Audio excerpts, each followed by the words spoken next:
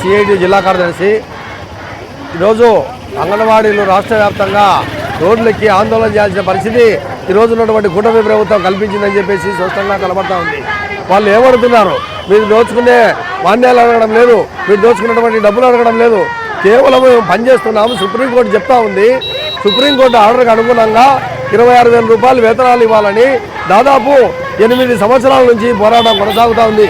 గతంలో వైసీపీ ప్రభుత్వం ఉన్నప్పుడు 42 రోజుల పాటు ఆందోళన చేశారు. ఆ ఆందోళనలో చేసినప్పుడు కూటమి నాయకులందరూ ఈరోజు ఉన్నటువంటి ముఖ్యమంత్రి కొడుకు నారా లోకేష్ గారు అయితేనేమి ప్రతి ఒక్క నియోజకవర్గ బాధ్యుని అంగన్వాడీ టెండర్ దగ్గరికి పంపించి మేము అధికారంలోకి వస్తామని మిమ్మల్ని పర్మిట్ చేస్తామన్నారు. కానీ పర్మిట్ లేదు, జీతాలు లేవు, జీతాలు మాత్రం మాట్లాడడం లేదు. ఇప్పటికీ దాదాపు 2 ఏళ్ల కాలంలో అనేక రకాలుగా శాంతియుతంగా ఆందోళన చేశారు. కానీ ఈ రోజు మాత్రం శాంతియుతంగా ఆందోళన కొనసాగిస్తూ ఉన్నాం. ఇప్పటి వరకు కొంతసేపు ఉంటే కలెక్టర్ ఆఫీస్ కూడా గేట్లు వేస్తామని చెప్పేసి కూడా సిఐటిగా హెచ్చరించదలుచుకున్నాం. సహకరించకపోతే రాబోయే రోజుల్లో ఈ అంగన్వాడీలే ప్రభుత్వాలను ఉంచాలా దించాలా అనేది తేల్చుతారని చెప్పేసి ఆ విషయము చంద్రబాబు నాయుడుకి తెలుసు, జగన్మోహన్ రెడ్డికి తెలుసు. రేపు స్థానిక సంస్థల ఎన్నికలు ఉన్నాయి.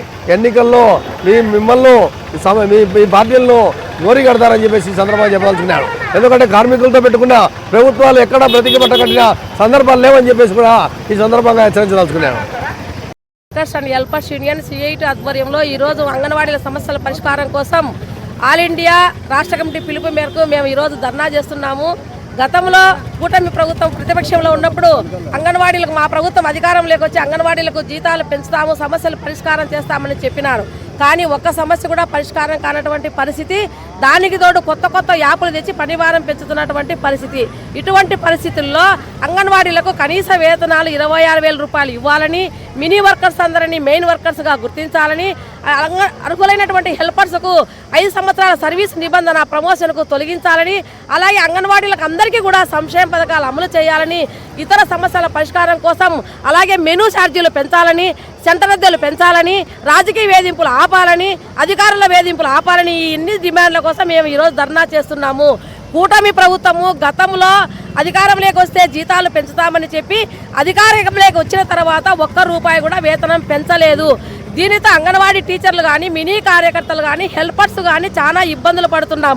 ఒక పక్కేమో గ్యాస్ ధరలు పెరిగినాయి, పెట్రోల్ ధరలు పెరిగినాయి, నిత్యావసర వస్తువుల ధరలు పెరిగినాయి.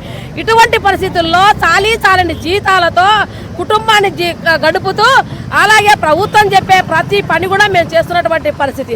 ఏ ప్రభుత్వ పథకం విజయవంతమైన అంగన్వాడీల కృషి ఉందని చెప్తారు, కేంద్ర ప్రభుత్వం కానీ రాష్ట్ర ప్రభుత్వం కానీ. పైనటువంటి కేంద్ర ప్రభుత్వం ఏమో పోషణ యాప్ తెచ్చింది, కానీ జీతాలు మాత్రం పెంచదు. ప్రధానమంత్రి మాతృవంద యోజన పథకము ఏఎన్ఎంస్ ఆశా కార్యకర్తలు చేస్తా అంటే మా నెత్తిన తెచ్చి పెట్టినటువంటి పరిస్థితి.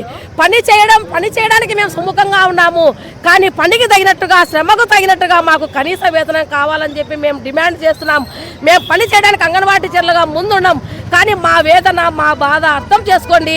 పని భారం తగ్గించండి, యాపుల పని భారం తగ్గించండి, జీతాలు పెంచండి, అర్హులైన మినీ వర్కర్స్ అందరికీ ప్రమోషన్లు కల్పించాలా, ఆయాల ప్రమోషన్ జీవో కూడా సడలింపులు చేయాలని చెప్పి ఈ న్యాయమైన డిమాండ్ల కోసం మేము ఈరోజు ధర్నా చేస్తున్నాము.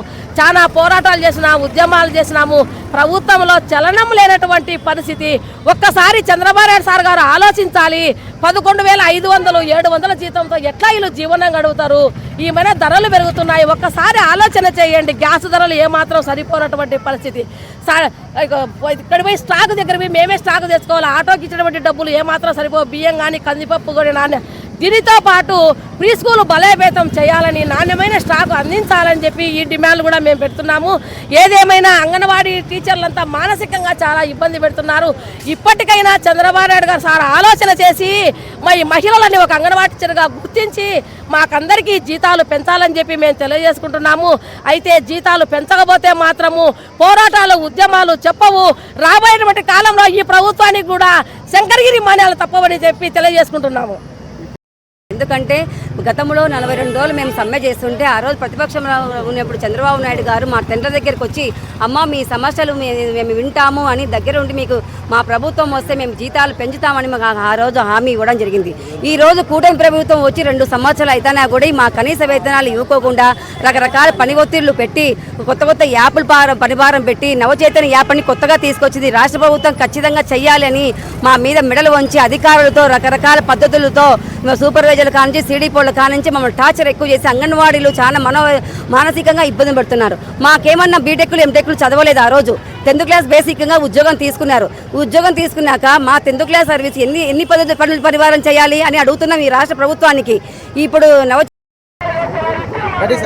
రాష్ట్ర ప్రభుత్వం అంగన్వాడీ సమస్యలు పరిష్కరించడంలో పూర్తిగా విఫలమైంది, చిత్తశుద్ధి లేదు అని చెప్పి సిఐటిగా చెప్పదలుచుకున్నాం.